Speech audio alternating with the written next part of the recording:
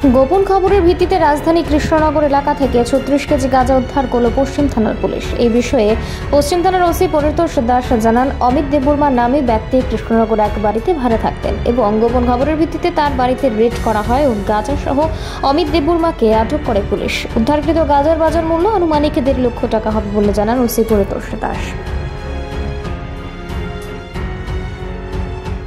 গতকাল রাতে আমাদের কাছে একটা ইনফরমেশন আসে যে অমিত দেববর্মার ভাড়া বাড়িতে গাঁজা মজুদ আছে। এই খবরের ভিত্তিতে আমি সহ এসআই সুনীশ চাকমা, ইন্সপেক্টর গোপাল শুক্ল দাস এবং স্টাফ টিএসআর নিয়ে তার বাড়িতে রেড করে টোটাল 2টা ট্রলি এবং একটা বাক্স থেকে 34 কেজি গাঁজা উদ্ধার করি এবং তাকে অ্যারেস্ট করে নিয়ে আসি। এই বিষয়ে আমরা একটা স্পেসিফিক এনডিপিএস কেসে একটা মামলা নিয়েছি, যার number 65/2024 under section 20 clause B, clause 2, clause C, 25-29 of NDPS act. আজকে তাকে পুলিশ রিমান্ড চেয়ে আমরা আদালতে প্রেরণ করব। কোথায় থেকে আনছে, কোথায় নিয়ে যাবে?